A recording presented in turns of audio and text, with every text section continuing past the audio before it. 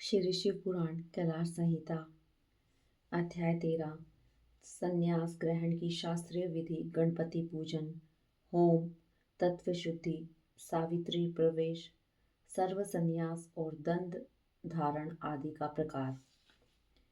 स्कंद कहते हैं वामदेव तदंतर मध्याह्न काल में स्नान करके साधक अपने मन को वश में रखते हुए गंध पुष्प और अक्षत आदि पूजा द्रव्यों को ले आए और नृत्य कोण में देव पूजित विघ्नराज गणेश की पूजा करे। गणानाम त्वाम इत्यादि मंत्र से विधि पूर्वक गणेश जी का आह्वान करे। आह्वान के पश्चात उनके स्वरूप का इस प्रकार ध्यान करना चाहिए। उनकी अंग कांति लाल है, शरीर विशाल है, सब प्रकार के आभूषण उनकी शोभा बढ़ा रहे हैं। उन्होंने अपने कर कमलों में क्रमशः पाश, अंकुश, अक्षमाला तथा वर्ण नामक मुद्राएं धारण कर रखी हैं। इस प्रकार आह्वान और ध्यान करने के पश्चात शंभुपुत्र गजानन की पूजा करके खीर, पुआ, नारियल और गुड़ आदि का उत्तम निवेदित करें। तत्पश्चात तांबुल आदि दे उन्हें संतुष्ट करके नमस्कार करें और अपने अभिष्ट कार्य की निर्विघ्न पूर्ति के लिए प्रार्थना करें। तदंतर अपने ग्रह सूत्र में बताई हुई विधि के अनुसार उपासन अग्नि में आज्य भागान हवन करके अग्नि देवता संबंधी यज्ञ विषयक स्थालीपाक होम करना चाहिए। इसके बाद भू स्वाहा इस मंत्र से पूर्ण आहुति होम करके हवन का कार्य समाप्त करें। तत्पश्चात आलस्य रहित हो अपराह्न काल तक गायत्री मंत्र का जाप करता रहे। तदंतर स्नान करके सायंकाल की संध्या उपासना तथा सायंकालिक उपासना संबंधी नित्य होम आदि करके मौन हो गुरु की आज्ञा ले चरु पकाए। फिर अग्नि में समिधा, चरु और घी की रुद्र सूक्त से और सदोजात आदि 5 मंत्रों से पृथक पृथक आहुति दे। अग्नि में उमा सहित महेश्वर की भावना करे और गौरी देवी का चिंतन करते हुए गौरीम इमाई इस मंत्र से 108 बार होम करके अग्नय सृष्टि कृते स्वाहा इस मंत्र से 1 बार आहुति दे। इस प्रकार मंत्र से हवन करने के पश्चात विद्वान पुरुष अग्नि से उत्तर में एक आसन पर बैठे, जिसमें नीचे कुशा, उसके ऊपर मृगचर्म और उसके ऊपर वस्त्र बिछा हुआ हो। ऐसे सुखद आसन पर बैठकर मौन भाव से सुस्थिर चित हो जागरण पूर्वक ब्रह्म मुहूर्त आने तक गायत्री का जप करता रहे। इसके बाद स्नान करे। जो जल से स्नान करने में असमर्थ हो वह भस्म से ही विधि पूर्वक स्नान करे। फिर उस अग्नि पर ही चरु पकाकर उसे घी से तर करे। उसे उतारकर अग्नि से उत्तर दिशा में कुश पर रखे। पुनः घी से चरु को मिश्रित करे। इसके बाद व्याहति मंत्र, रुद्र सूक्त तथा सदोत जात आदि 5 मंत्रों का जप करे और इनके द्वारा एक एक आहुति भी दे। चित्त को भगवान शिव के चरणारविंद में लगाकर प्रजापति, इंद्र, विश्वदेव और ब्रह्मा के लिए भी एक एक आहुति दे। इन सब के नाम के आदि में ओम और अंत में नमः स्वाहा जोड़कर चतुर्यंत उच्चारण करे, यथा ओम प्रजापते नमः स्वाहा इत्यादि। तत्पश्चात पुण्य वाचन कराकर अग्नये स्वाहा इस मंत्र से अग्नि के मुख में आहुति देने तक का कार्य संपन्न करे। फिर प्राणाय स्वाहा इत्यादि 5 मंत्रों द्वारा घृत सहित चरु की आहुति दे। इसके बाद अग्नय स्वष्टिकृते स्वाहा बोलकर एक आहुति और दे। तदंतर फिर रुद्र सूक्त तथा ईशान आदि 5 मंत्रों का जप करे। महेश आदि चतुर्विहु मंत्रों का भी पाठ करे।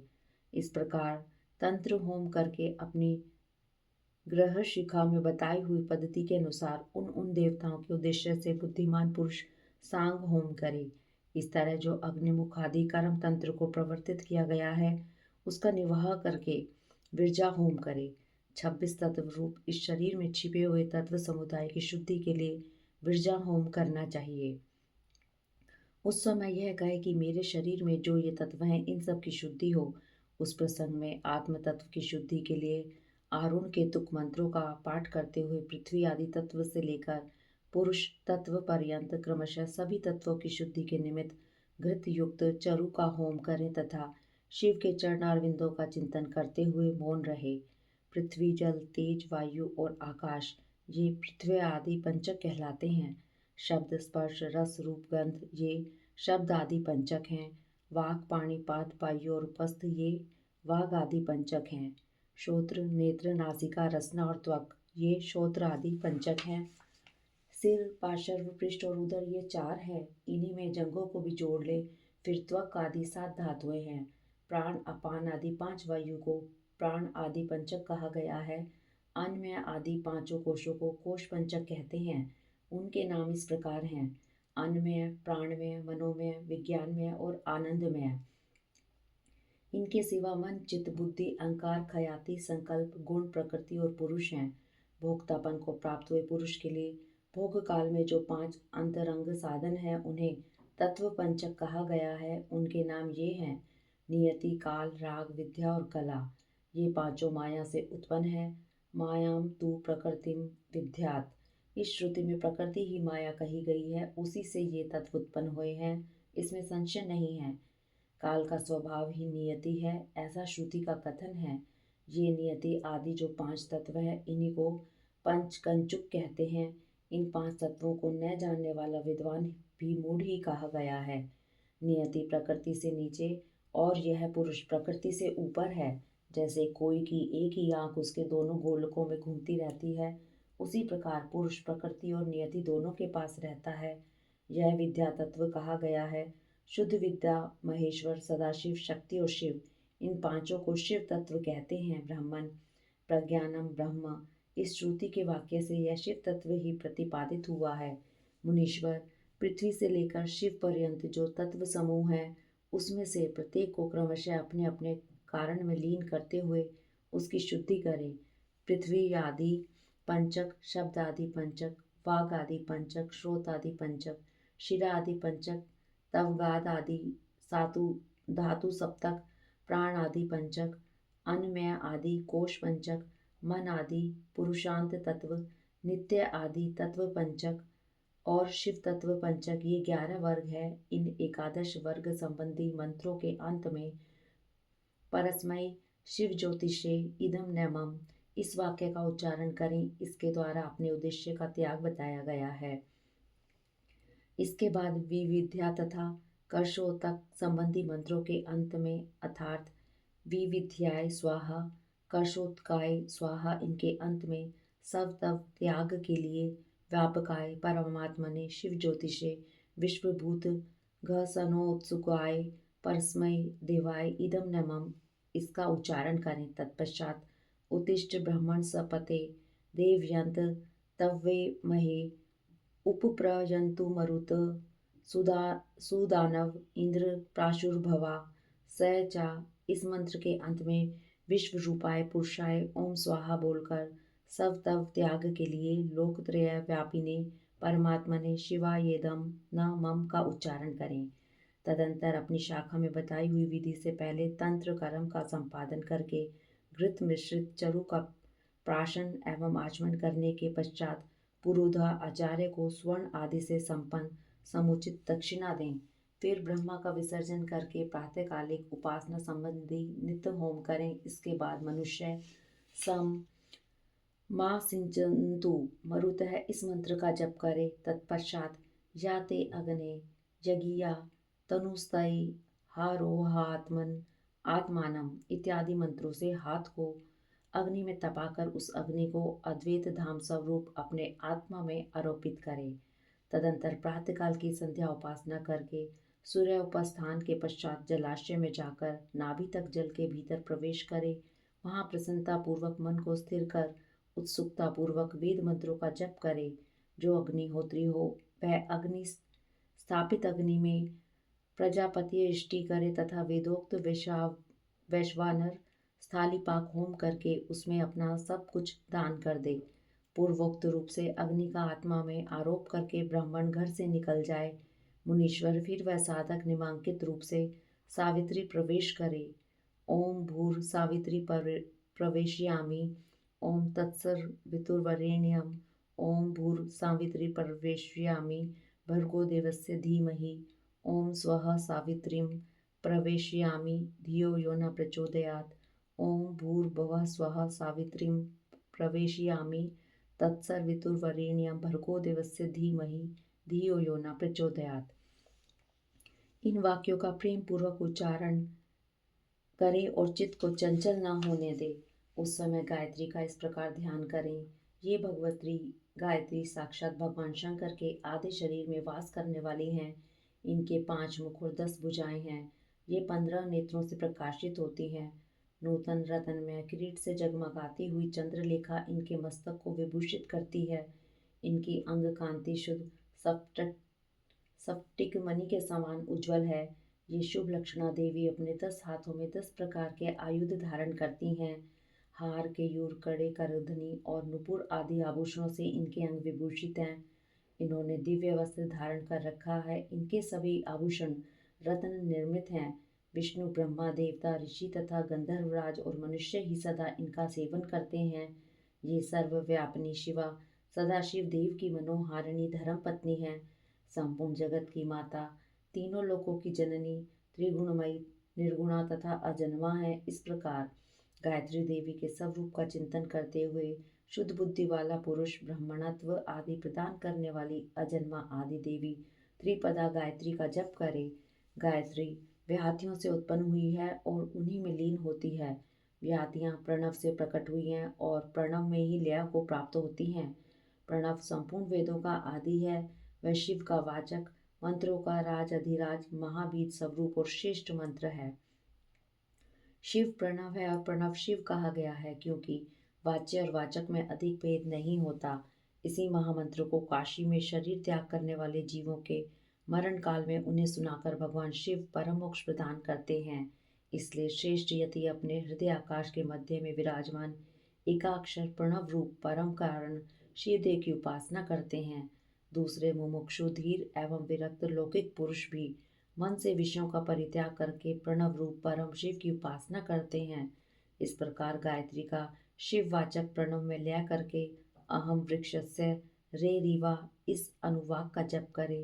तत्पश्चात यह छंद साम वृषभ है।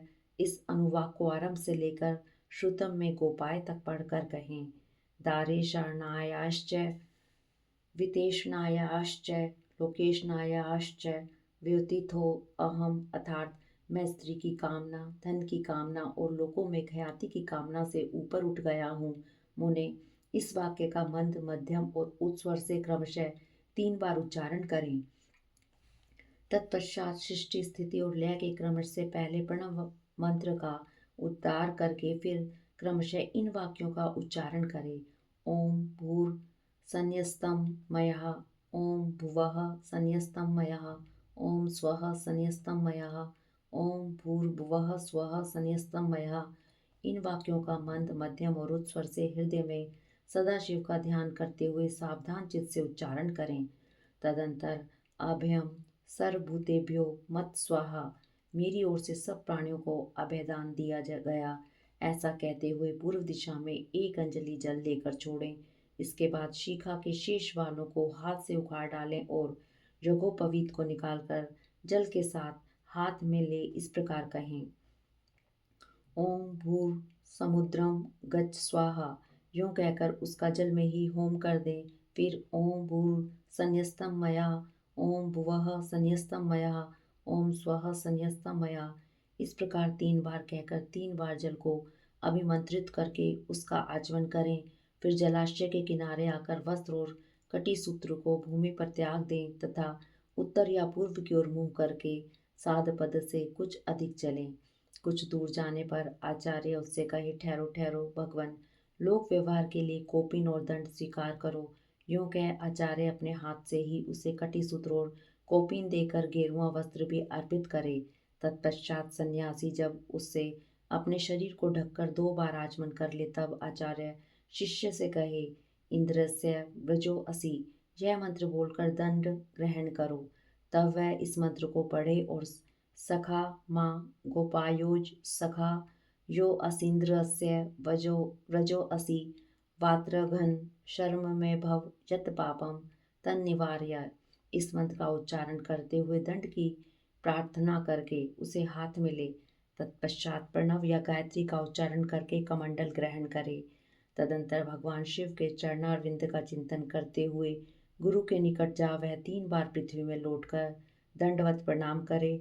उस समय वह अपने मन को पूर्णतः संयम में रखे फिर धीरे से उठकर प्रेमपूर्वक अपने गुरु की ओर देखते हुए हाथ जोड़ उनके चरणों के समीप खड़ा हो जाए।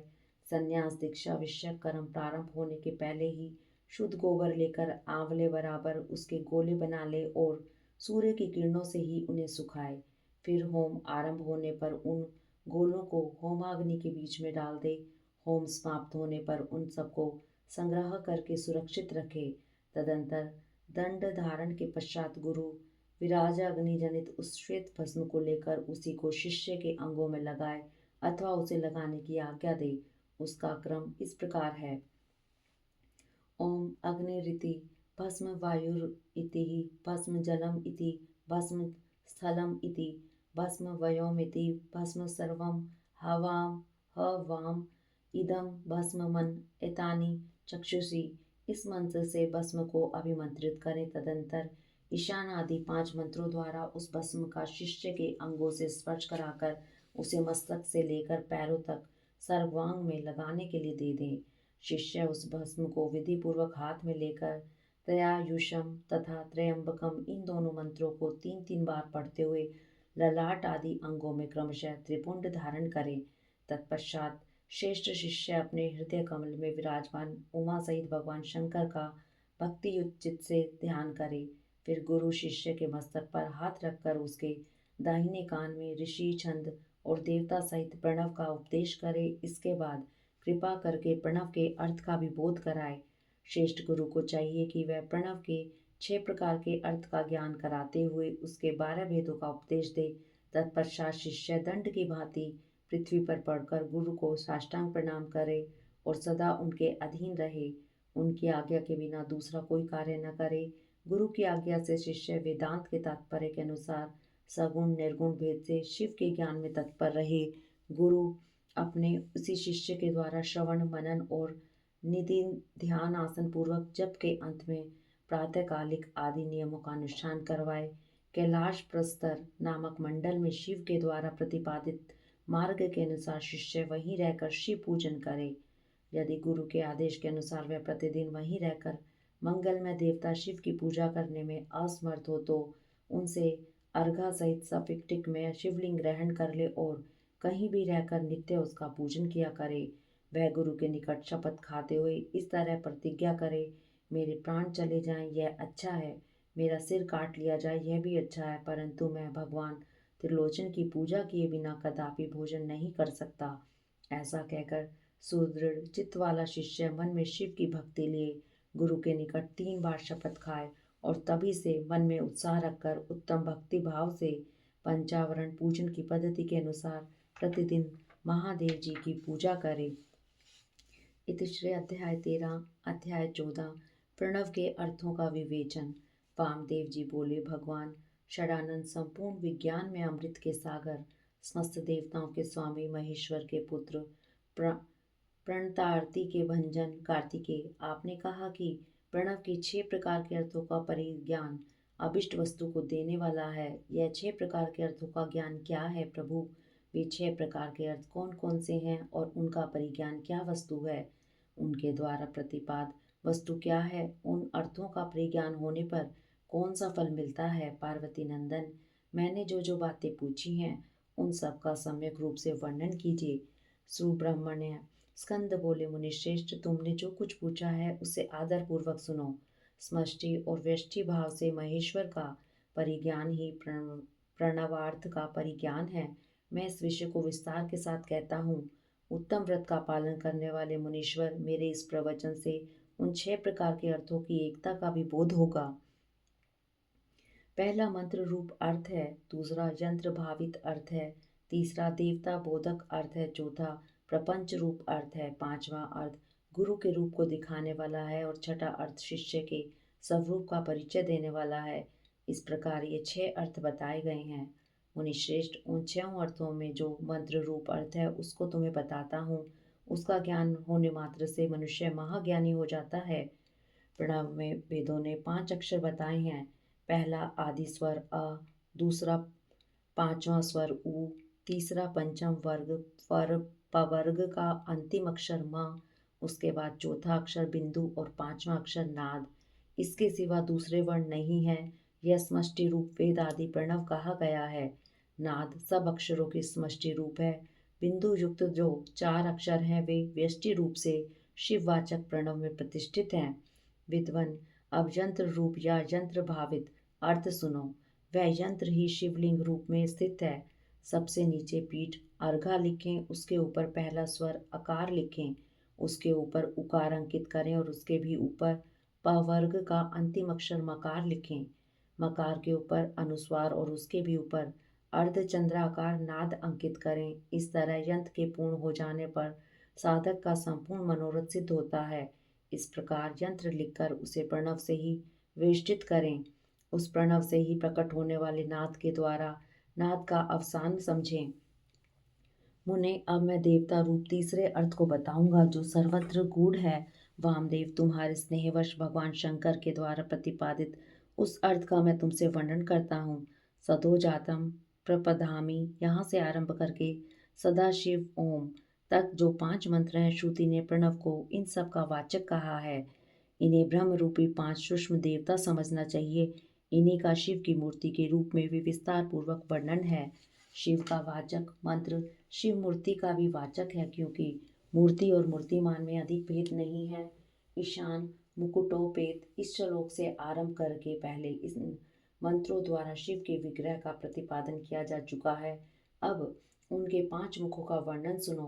पंचम मंत्र ईशान सर्व विद्या नाम को आदि मानकर वहां से लेकर ऊपर के सदोजात मंत्र तक क्रमशः एक चक्र में अंकित करें। फिर सदोजात से लेकर ईशान मंत्र तक क्रमशः उसी चक्र में अंकित करें। ये ही 5 भगवान शिव के 5 मुख बताए गए हैं। पुरुष से लेकर सदोतजात तक जो ब्रह्म रूप 4 मंत्र हैं, वे ही महेश्वर देव के चतुर्व्यूह पद पर प्रतिष्ठित हैं। ईशान मंत्र, सदोतजात आदि 5 मंत्रों का समष्टि रूप है। मुने, पुरुष से लेकर सदोजात तक जो 4 मंत्र हैं, वे ईशान देव के व्यष्टि रूप हैं। इसे अनुग्रहमय चक्र कहते हैं। यही पंचार्थ का कारण है। यह सूक्ष्म निर्विकार अनामय पर ब्रह्म स्वरूप है। अनुग्रह भी 2 प्रकार का है। एक तो तिरोभाव आदि 5 कृत्यों के अंतर्गत है, दूसरा जीवों को कार्य कारण आदि के बंधनों से मुक्ति देने में समर्थ है। यह दोनों प्रकार का अनुग्रह सदाशिव का ही द्विविध कृत्य कहा गया है। मुने, अनुग्रह में भी सृष्टि आदि कृत्यों का योग होने से भगवान शिव के 5 कृत्य माने गए हैं। इन 5 कृत्यों में भी सदोजात आदि देवता प्रतिष्ठित बताए गए हैं। ये 5 पर ब्रह्म स्वरूप तथा सदा ही कल्याणदायक हैं। अनुग्रहमय चक्र शांत्यत्य अतीत कला रूप है। सदाशिव से अधिष्ठित होने के कारण उसे परम पद कहते हैं। शुद्ध अंतःकरण वाले सन्यासियों को मिलने योग्य पद यही है। जो सदाशिव के उपासक हैं और जिनका चित्त प्रणव उपासना में संलग्न है, उन्हें भी इसी पद की प्राप्ति होती है। इस पद को पाकर मुनीश्वरगण उन ब्रह्म रूपी महादेव जी के साथ प्रचुर दिव्य भोगों का उपभोग करके महाप्रलय काल में शिव की समता को भी प्राप्त हो जाते हैं। वे मुक्त जीव फिर कभी संसार सागर में नहीं गिरते। ते ब्रह्म लोकेशु परांत काले परा अमृता परिम उच्यंती सर्वे। इस सनातन श्रुति ने इसी अर्थ का प्रतिपादन किया है। शिव का ऐश्वर्य भी यही समष्टि रूप ही है। अर्थवेद की श्रुति भी कहती है कि वह संपूर्ण ऐश्वर्य से संपन्न है। संपूर्ण ऐश्वर्य प्रदान करने की शक्ति सदाशिव में ही बताई गई है। चमक अध्याय के पद से यह सूचित होता है कि शिव से बढ़कर दूसरा कोई पद नहीं है। ब्रह्म पंचक के विस्तारों को ही प्रपंच कहते हैं। इन 5 ब्रह्म मूर्तियों से ही निवृत्ति आदि 5 कलाएं हुई हैं। वे सब के सब सूक्ष्म भूत स्वरूपणी होने के कारण रूप में विख्यात हैं। उत्तम व्रत का पालन करने वाले वामदेव स्थूल रूप में प्रकट जो यह जगत प्रपंच है, इसको जिसने 5 रूपों द्वारा व्याप्त कर रखा है, वह ब्रह्म अपने उन 5 रूपों के साथ ब्रह्म पंचक नाम धारण करता है। मुनिश्रेष्ठ पुरुष श्रोत वाणी शब्द और आकाश, इन 5 को ब्रह्मा ने ईशान रूप से व्याप्त कर रखा है।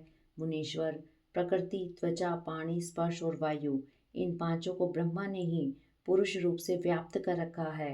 अहंकार, नेत्र, पैर, रूप और अग्नि, ये 5 अघोर रूपी ब्रह्म से व्याप्त हैं। बुद्धि, रसना, पायु, रस और जल, ये वामदेव रूपी ब्रह्म से नित्य व्याप्त रहते हैं। मन, नासिका, उपस्थ, गंध और पृथ्वी, ये 5 सदोजात रूपी ब्रह्म से व्याप्त हैं। इस प्रकार यह जगत पंच ब्रह्म स्वरूप है। यंत्र रूप से बताया गया जो शिववाचक प्रणव है वह नाद पर्यंत 5 वर्णों का समष्टि रूप है तथा बिंदु युक्त जो 4 वर्ण है वे प्रणव के व्यष्टि रूप हैं। शिव के उपदेश किए हुए मार्ग से उत्कृष्ट मंत्र अधिराज शिव रूपी प्रणव का पूर्वोक्त यंत्र रूप से चिंतन करना चाहिए। इति श्री अध्याय 14। हरिओम तत्सत।